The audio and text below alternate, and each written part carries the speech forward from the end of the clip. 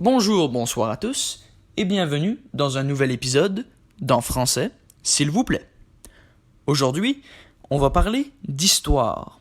Et pour être plus spécifique, on va parler de pirates. Et d'un pirate en particulier, François l'Olonnais, connu comme étant le pirate le plus cruel des Caraïbes. Tellement cruel qu'il a été surnommé le fléau des Espagnols. Pour clarifier pour ceux qui ne comprennent pas ce que c'est qu'un fléau, j'ai la définition en face de moi. Un fléau est une personne ou une chose qui est une catastrophe par son caractère nuisible et ou important. Vous l'avez compris, François l'Olonnais est une catastrophe pour les Espagnols, si on veut être plus clair. J'ai décidé de parler de François l'Olonnais pour la simple et bonne raison que j'aime parler d'histoire et c'est mon pirate préféré de tous les temps. Et pas juste parce qu'il est cruel, mais aussi parce qu'il a un charisme assez impressionnant. D'ailleurs, pour ceux qui se demandent, je tiens pas mes informations de nulle part, parce que là je vais vous raconter une vraie histoire, la biographie d'un vrai pirate qui a réellement existé, François l'Olonnais, et je tiens pas mes informations de nulle part, je les tiens d'un livre qui a été écrit par un pirate de l'époque, donc qui date de à peu près 4 siècles. Et ce livre s'intitule, là je vais lire le titre, car c'est un très long titre. Ce livre s'intitule « Histoire des aventuriers et flibustiers qui se sont signalés dans les Indes, contenant ce qu'ils ont fait de remarquable depuis 20 années avec la vie et les mœurs des boucaniers et des habitants de Saint-Domingue et de la Tortue. » Oui, c'est ça le titre du livre. C'est très long. Vous avez remarqué que c'est un très long titre. Et aussi, pour ceux qui ont remarqué, le livre, ou le titre du livre, est marqué « Histoire des aventuriers et flibustiers qui se sont signalés dans les Indes ». Ici, dans le titre, on parle des Indes. Et dans le livre, on parle des Indes. Mais c'est pas réellement les Indes. Vous en doutez, les pirates, quand on parle de pirates et des Indes, on parle plus de l'Amérique. Parce qu'à l'époque, il y avait encore des doutes, ou plutôt des gens qui ne savaient pas quoi c'était quoi. Donc ils appelaient l'Amérique les Indes. Alors que non. L'Amérique venait d'être découverte, et donc le monde ne savait pas trop comment l'appeler. Donc certains disaient que c'était les Indes orientales, d'autres disaient que c'était le Nouveau Monde, ou peu importe. Et, sachant ça, j'ai une autre chose à préciser, c'est que dans le livre, c'est marqué les histoires et aventuriers des flibustiers, nanana. Les flibustiers, pour ceux qui ne savent pas, c'est un pirate, ou plutôt, être flibustier veut dire être pirate, qui est spécialisé dans les attaques de navires espagnols, ou dans les navires transports ou marchands espagnols. En gros, c'était un pirate qui est spécialisé à attaquer des Espagnols. Oui, c'est un vrai métier, ça existe. C'est plus maintenant, mais c'était un vrai métier qui existait. Un métier pas très légal, mais qui existait quand même. Aussi, avant de commencer l'histoire de François l'Olonnais, j'ai quelques petites choses à préciser sur le livre. C'est que le livre, premièrement, il est très vieux. C'est un livre qui date de 4 siècles. Et donc, il utilise un français très vieux. Et ce français va utiliser des mots que nous, on n'utilise plus aujourd'hui. Donc, ils n'ont aucun sens pour nous aujourd'hui. Donc, pour la faire courte, pour simplifier pour vous, je vais lire des extraits du livre et je vais clarifier, ou plutôt repasser sur des mots étranges. Juste pour vous préciser, donc oui, les extraits du livre peuvent parfois être, confusants. Une dernière chose à préciser, c'est que le livre parle de pirates, et les pirates, c'est un peu une énigme de l'histoire pour nos historiens, parce qu'il y a très peu de récits sur la piraterie, et donc c'est compliqué d'avoir des informations précises. Donc les informations qui sont dites dans le livre sont très vagues. Par exemple, la date de naissance de François l'Olonnais, on sait juste que c'est entre 1630 et 1635, à peu près. C'est tout ce qu'on sait de la date de naissance de François l'Olonnais. C'est pour vous dire, c'est des informations très vagues, donc c'est juste un petit avertissement. Donc on va commencer. Je vais parler de François l'Olonnais, et je vous ai dit, il est né entre 1630 et 1635, on n'est pas sûr exactement. Son nom son nom dans lequel il est né, donc son vrai nom, c'est Jean David No, mais évidemment, en commençant la piraterie, il a dû le changer en François l'Olonnais. Il est né en Vendée, Il est né en Vendée, dans une place qui s'appelle les Sables d'Olonne. C'est d'ailleurs là où il prend le nom François l'Olonnais. Sables d'Olonne, l'Olonnais, vous avez compris.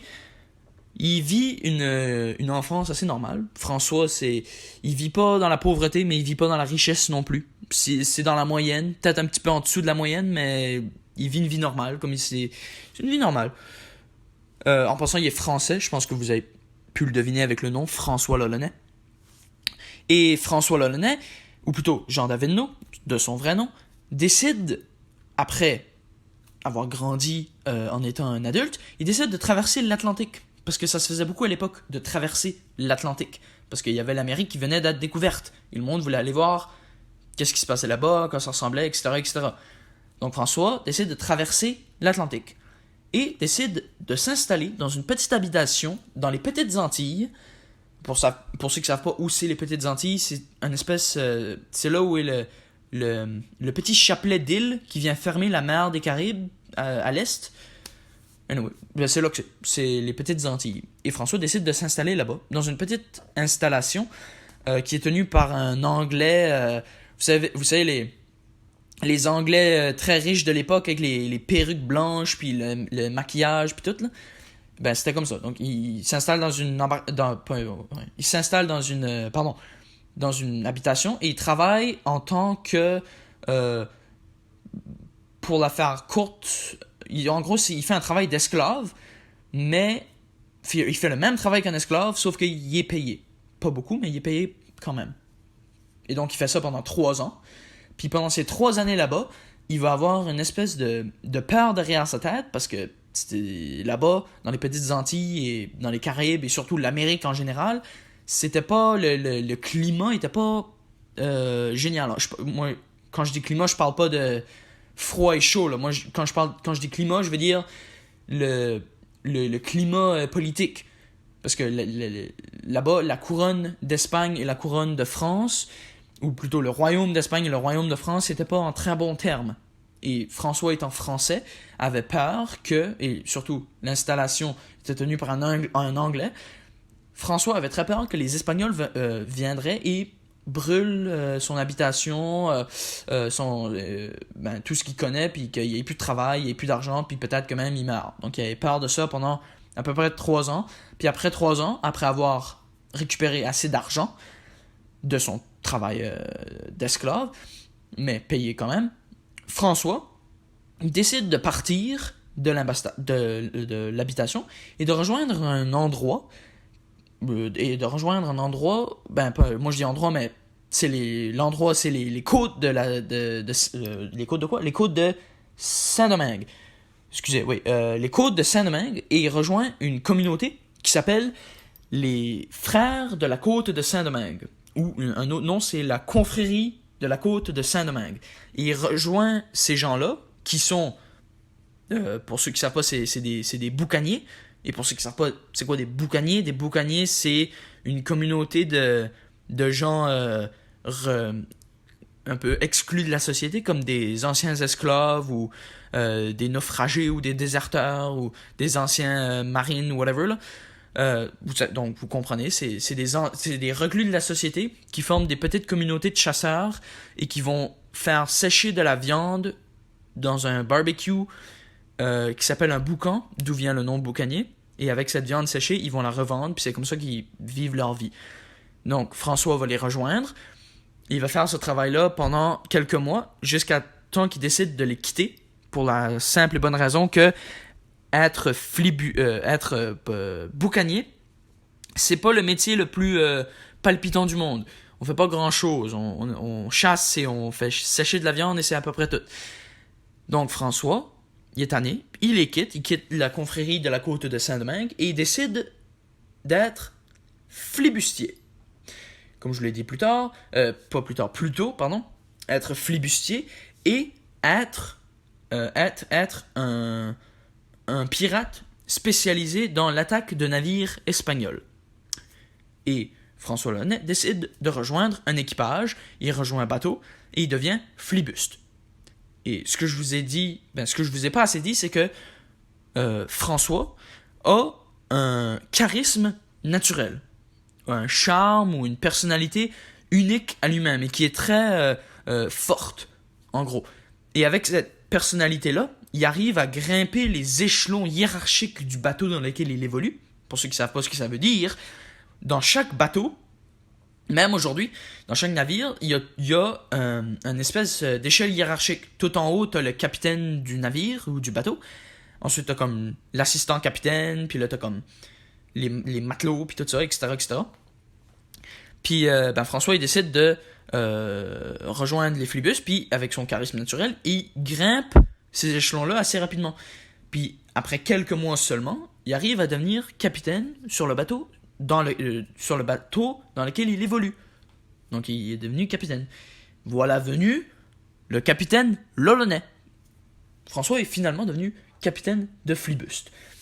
Évidemment, quand je dis Lolonais aujourd'hui, ça veut plus vraiment rien dire.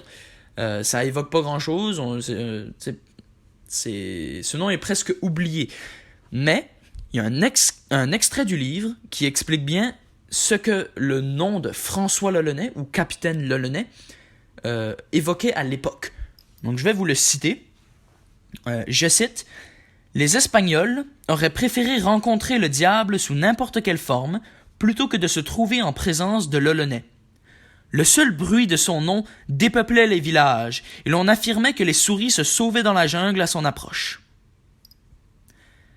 Donc voilà, c'est extrait du livre que j'ai choisi, et comme vous pouvez voir, c'était un pirate, bon, pas quand il est devenu capitaine immédiatement, il n'avait pas encore forgé sa réputation, mais c'est un nom qui évoquait beaucoup de choses à l'époque. Et évidemment, après devenu capitaine, François fait quelques expéditions. Donc il va prendre quelques navires espagnols, il va se faire quelques sous par-ci par-là. Et, sauf qu'un beau jour, évidemment, quand c'est trop beau, ça doit s'arrêter. François et son équipage, après quelques mois, non même, ils disent, dans le livre, ils disent quelques mois, mais ça peut aussi être une année, un an, quelques mois, que François et son équipage font quelques petites, expéditions contre les Espagnols. François et son équipage se font capturer par des soldats espagnols. Donc ça commence mal. Et les soldats espagnols, au lieu de les emmener à la couronne d'Espagne ou au roi d'Espagne, où ils auraient dû adjuger ou avoir une certaine forme de procès, les soldats espagnols les emmènent sur une île isolée. François et ses hommes sont mis à terre. Les hommes de François Lolonais sont torturés et tués. Donc là, il parle tous ces hommes. Et vous vous demandez peut-être, mais comment est-ce que François a fait pour survivre? Parce que oui, son histoire ne s'arrête pas là, non. François, pour survivre cette capture espagnole, va se barbouiller, ou va se recouvrir le visage et son corps de boue, de sang et d'organes de ces hommes ou de ces membres d'équipage morts pour se faire passer pour morts à côté d'eux. Donc il va utiliser l'organe de ses amis, ou plutôt de ces hommes morts, torturés par ces Espagnols. Il va se recouvrir de sang et de boue, se coucher à côté d'eux, ou plutôt en dessous d'eux, et va se faire passer pour mort. Et ça marche. François doit rester caché en dessous des cadavres de ces hommes torturés et tués par les Espagnols, pendant qu'il entend le reste de son équipage en train de se faire torturer et tuer. Puis lui, il peut rien faire, parce qu'il est pogné là. S'il fait quelque chose, il est mort. Donc il reste là pendant quelques heures, et après un bout, quand les Espagnols en ont fini avec son équipage, ils s'en vont. Puis lui, il est tout seul sur l'île. Puis, évidemment, il se débarbouille de tout ce sang et organes de ses amis. Et évidemment, on comprend un peu mieux pourquoi François a une telle haine envers les Espagnols. Les Espagnols sont pas ses meilleurs amis, on va dire, pour cette raison-là. Et François, évidemment, comme je vous l'ai dit, son histoire finit pas là. Il s'enfuit de l'île avec un radeau qu'il a réussi à fabriquer. Il s'enfuit de l'île à la rame et il rejoint une île du nom de l'île de la Tortue. Et cette île a réellement existé. Elle existe encore. Pour ceux qui ne savent, pour ceux qui veulent savoir où l'île de la Tortue se trouve actuellement, c'est en Haïti, au nord d'Haïti. La petite île qui est au nord d'Haïti, c'est là qu'était avant l'île de la Tortue, qui est maintenant, qui je pense que ça s'appelle encore l'île de la Tortue. Mais c'est là que se trouvait l'île de la Tortue. Et François rejoint cette île à la rame. Et l'île de la Tortue à l'époque, était le cœur de la piraterie, aux Caraïbes surtout, ou plutôt en Amérique. C'était le cœur, quand je dis le cœur de la piraterie, c'est que c'est là où tous les pirates se réunissaient pour échanger les marchandises, pour stocker leurs trésors, etc., etc. Et en gros, si tu étais un pirate à l'époque, il y avait un moment donné où tu allais aller à l'île de la Tortue parce que c'était là où se trouvaient tous les grands pirates, etc., etc. Et non, pour ceux qui se demandent peut-être, l'île de la Tortue, ou Tortuga en anglais, était pas un chaos complet parce qu'il y avait quand même un gouverneur. C'était une île qui appartenait à la France et il y avait un gouverneur français, même si le gouverneur était corrompu jusqu'au cou. Ce que je veux dire par là, c'est que quand des pirates allaient dans une expédition pour que ce soit capturer des navires espagnols ou whatever, là, ou ramasser des matériaux, le gouverneur, des fois pas toujours, mais des fois, il les donnait un navire d'extra, puis il disait aux pirates, garde, avec tout ce que tu récupères, avec toute la marchandise que tu récupères, donne-moi la marchandise, puis je te donne un bateau en échange, si tu me donnes la marchandise que tu veux récupérer pendant l'expédition. C'était un gouverneur, comme je vous dis, corrompu. Il voulait se faire de l'argent facilement, puis il s'est fait beaucoup d'argent facilement. Et donc c'est un peu ça l'île de la Tortue. François rejoint cette île, et il reste là pendant quelques semaines, quelques mois, et le temps qu'il reste là, il forge des amitiés, il rencontre des pirates célèbres, et surtout, il raconte son histoire où il s'est fait capturer par les Espagnols et il s'est barbouillé de sang et de boue et d'organes de ses compagnons, ou plutôt de son équipage. Et il raconte ça aux gens qui sont là-bas, aux pirates là-bas, et il y a certains qui vont le traiter de lâche, d'avoir abandonné son équipage, mais d'autres ils disaient juste il voulait juste survivre, là, etc., etc. Et il a réussi, François, a récupéré une bonne vingtaine d'hommes avec lui. Donc il parle au monde, puis il est comme je veux venir avec toi, etc., etc. Et François a donc maintenant avec lui une vingtaine d'hommes qui font partie de son équipage, et il arrive, François, à récupérer, pour ne pas dire voler, 2 embarcations qui étaient sur l'île de la Tortue, et il les vole, ou peut récupérer, ou whatever. Il vole les embarcations, puis maintenant, il y a une flotte. François a 2 bateaux et une vingtaine d'hommes répartis sur chacun. Et avec ça, François décide de faire une attaque, parce qu'il est encore très fâché contre les Espagnols, et il le sera très fâché pendant très longtemps. Et François décide d'attaquer une frégate espagnole. Pour ceux qui ne savent pas c'est quoi une frégate pour la faire courte, parce qu'encore une fois, une frégate c'est un type de bateau qui c'est un bateau de combat et qui fait des longs voyages, en gros. C'est un bateau un peu à tout faire. C'est un bateau qui va vite, qui est robuste, qui est bon dans le combat, etc., etc. Donc ça, c'est une frégate. C'est un bateau qui est assez grand quand même. Et une frégate peut accueillir à peu près 80 hommes. Et donc, François l'Olonnais, avec ses 2 bateaux et ses 20 hommes, veut attaquer un bateau de guerre avec 20 soldats espagnols, pas avec 20, avec 80 soldats espagnols dedans. Désolé. Donc, il veut faire cette attaque. Donc, il prépare ses soldats, etc. Et la frégate espagnole parce qu'il la trouve pas, évidemment. Enfin, il la trouve et puis après, il la suit discrètement de loin en utilisant des techniques de navigation que je ne comprends pas. Mais c'est des pirates. Écoute, c'est des bons navigateurs.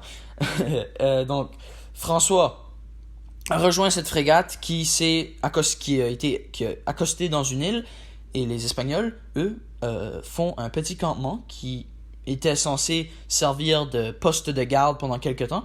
Donc ils préparent un petit campement, et François, qui est très intelligent, parce que je vous ai dit, il est charismatique, etc., il est surtout très intelligent. Il va utiliser ces 2 bateaux qu'il a volés ou récupérés, et il va les installer d'une part et d'autre de l'île. Donc pour encercler la frégate et les Espagnols qui sont à ce moment-là sur l'île. Et évidemment, il fait tout ça sans que les Espagnols arrivent à le voir. Et il va, avant de commencer l'attaque, il va attendre la nuit. Parce que c'est mieux d'attaquer la nuit. Et donc François, il attend la nuit, il réveille ses hommes, etc. Il se prépare pour l'attaque. Et aux premières lueurs du jour, quand les Espagnols sont encore en train de dormir, François attaque. Ou le Launay attaque. Et avec ses hommes, ils vont aller sur l'île et ils vont détruire les Espagnols. Ils vont les massacrer, littéralement. C'était tellement une grosse boucherie qu'on raconte qu'il y avait du sang dans les sillages. Pour ceux qui ne savent pas c'est quoi un sillage, c'est l'eau près de la plage, là. Il y avait du sang, l'eau était rouge, littéralement, tellement il y avait de sang, tellement, pour vous dire à quel point c'était une boucherie. Il tue, François et son équipage tuent une bonne douzaine, vingtaine d'Espagnols, et les Espagnols, sachant qu'ils peuvent rien faire, parce qu'ils sont encerclés, puis ils peuvent aller nulle part, ils décident de s'enfuir sur leur frégate. Donc ils rentrent dans la frégate, ils s'enfuient. Sauf que François, je vous l'ai dit, il est intelligent. Il a pris une de ces 2 embarcations, qu'au lieu de mettre d'une part et d'autre de l'île, il la met un petit peu de rabord, on va dire, contre la frégate. Ce qui veut dire que si les Espagnols voulaient s'enfuir avec la frégate, François avait des hommes dans le bateau qui pouvaient juste aller encercler la frégate, et la frégate était prise au piège. Et c'est ça qu'il a fait. Les Espagnols sont pris au piège, ils peuvent aller nulle part, et François va aller dans la frégate et va récupérer les Espagnols qui ne sont pas morts pendant la bataille. Mais il décide pas de les tuer tout de suite. Il décide d'attendre un peu. Il les met à terre, exactement, et en fouillant la frégate, en récupérant les marchandises et n'importe quel trésor qu'il pouvait trouver, il découvre qu'à bord de la frégate, il y avait un esclave bourreau qui était chargé de tuer de tuer les pirates dans son genre, du genre de François Launay, qui normalement aurait dû être capturés pendant l'expédition de la frégate espagnole. Sauf que l'expédition n'a pas duré, vu que la frégate a été attaquée par François Launay. Et François, en sachant que une nouvelle fois les Espagnols voulaient tuer plus de pirates sans aucune forme de procès, François, et c'est là qu'il commence à forger sa réputation, est pris de rage. Il va voir les Espagnols qui sont pas encore morts, il va dégainer son épée, qui est encore couverte de sang de la bataille de quelques minutes d'avant, là. Il va licher le sang de sa lame. Donc le sang qui était sur la lame qui avait tué d'autres mondes après, il va le licher hors de sa lame. Ce qui va évidemment faire extrêmement peur parce que c'est pas quelque chose de normal. Hein? Quand tu liches la lame couverte de sang de tes victimes précédentes, c'est pas quelque chose de normal. Donc les Espagnols ont très peur. Et, évidemment, il fait pas ça parce qu'il est techniquement fou, même si il l'est, mais il fait ça juste pour les faire peur. Il liche le sang hors de sa lame et il va trancher la tête de tous les Espagnols qui restent.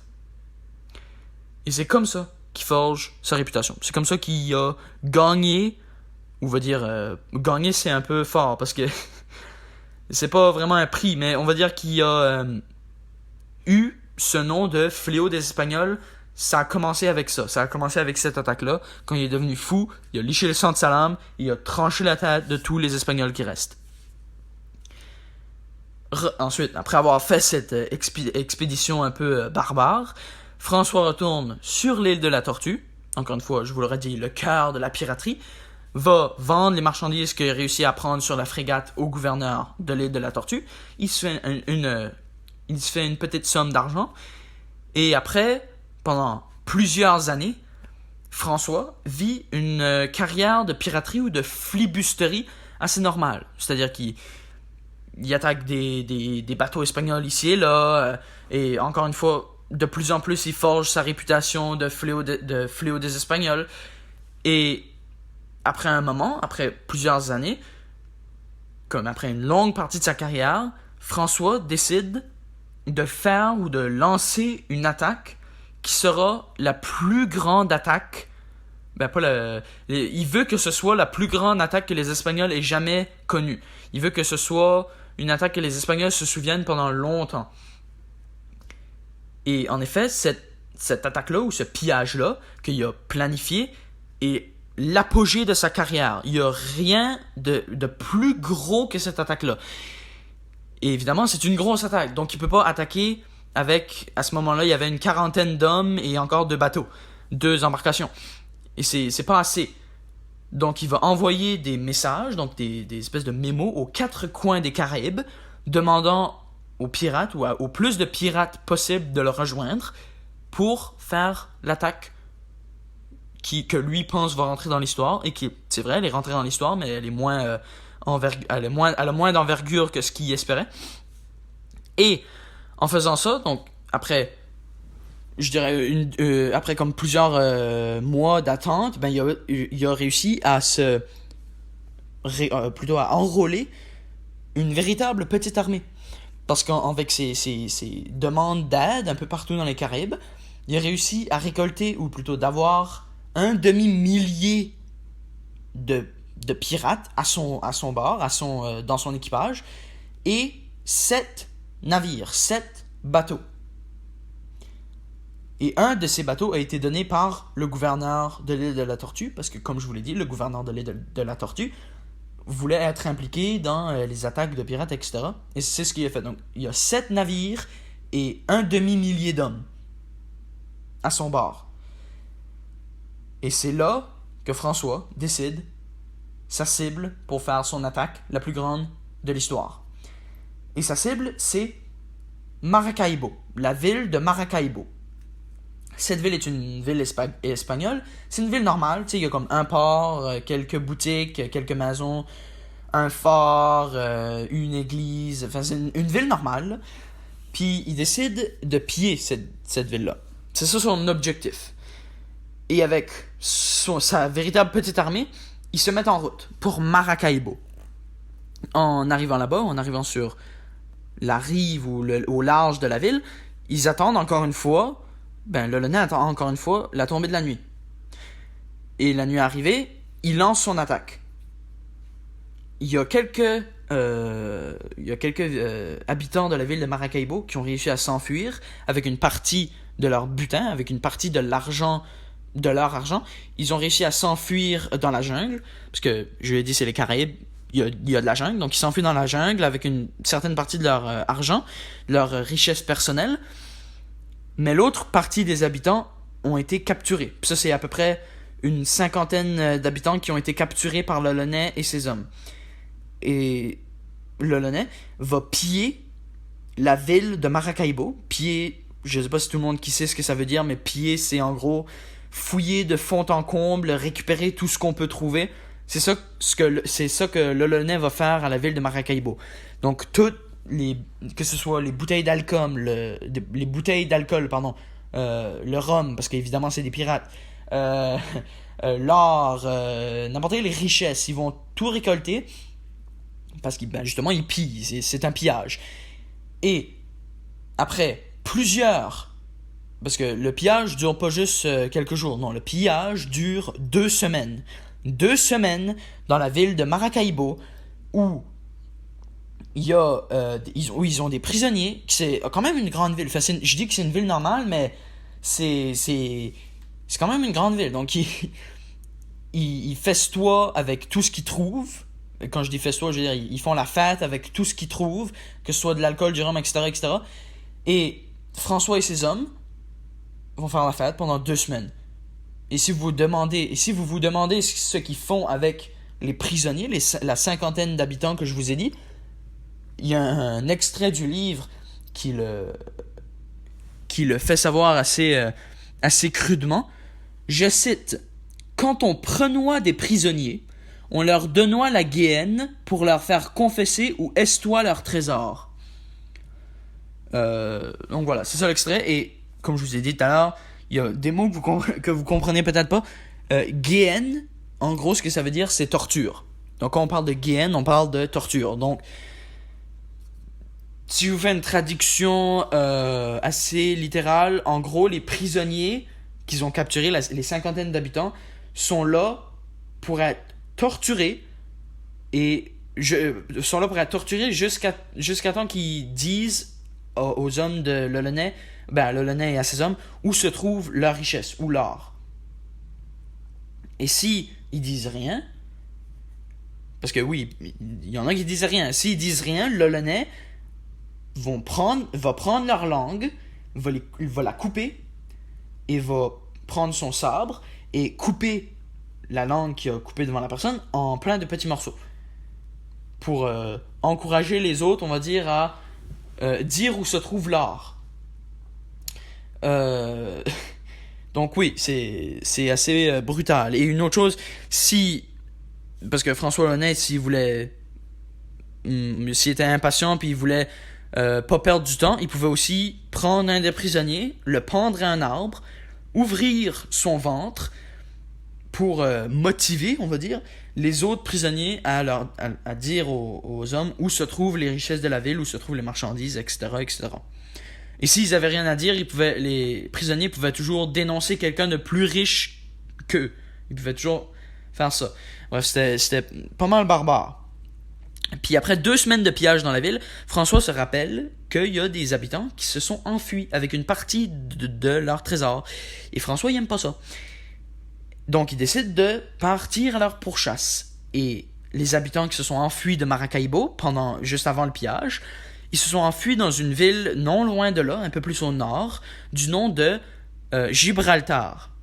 Et Gibraltar, contrairement à Maracaibo, est une ville fortifiée. Donc c'est plus difficile d'aller piller.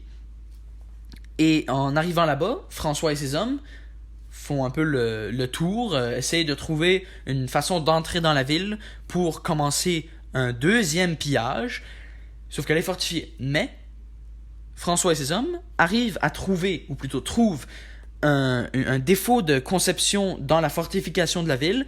C'est un petit sentier marécageux qui n'a pas été bloqué par la fortification. Et donc François et ses hommes vont dans ce sentier qui est marécageux, je vous le rappelle, donc ils ont de la boue jusqu'aux genoux. Ils vont prendre des branches et des herbes pour rendre le sol de boue un peu plus praticable, on va dire. Et ils arrivent dans la ville où se trouve une bonne centaine d'Espagnols qui les attendent. Parce qu'évidemment, les habitants ont eu 2 semaines pour appeler des Espagnols en renfort. Donc, François et ses hommes voient les Espagnols, ils se font tirer dessus par des coups de mousquet. Il y a certains des hommes ou des membres d'équipage de l'Olonais qui se font abattre, mais la grande majorité arrive à s'enfuir et à repartir dans l'autre sens, dans le sentier marécageux. Et les Espagnols, voyant ça, n'ont pas été très intelligents parce qu'ils ont décidé de suivre François Launay et ses hommes, abandonnant leur position défensive et allant se perdre dans la jungle et le sentier marécageux. Donc évidemment, vous l'avez peut-être deviné, mais les Espagnols se font une deuxième fois massacrer. François et ses hommes arrivent à piller la ville de Gibraltar sans aucun problème. Ils la pillent tellement bien que le pillage dure pas 2 semaines, mais 6 semaines cette fois-ci, au lieu de 2. Le pillage dure 6 semaines et il aurait pu durer longtemps, mais les pirates doivent partir pour la simple et bonne raison qu'ils tombent malades. Et c'est pas à cause du climat, non, le climat est quand même assez bien là-bas. Ils tombent malades parce qu'ils ont tué des soldats espagnols, etc., dans les rues, et tous les corps qu'ils ont faits, tous les cadavres accumulés dans les rues de la ville de Gibraltar, s'accumulent, et commencent à pourrir et à attirer la peste, ce qui n'est pas favorable. On veut pas la peste. Et ça, évidemment, la peste qui arrive, ça amène aussi des maladies. Donc, les pirates doivent s'enfuir, pas parce qu'ils n'ont plus rien à piller, non, parce qu'ils deviennent malades, parce qu'ils ont tué tellement de personnes que les rats arrivent, puis la peste arrive, puis tout ça. Donc, les pirates doivent partir une deuxième fois.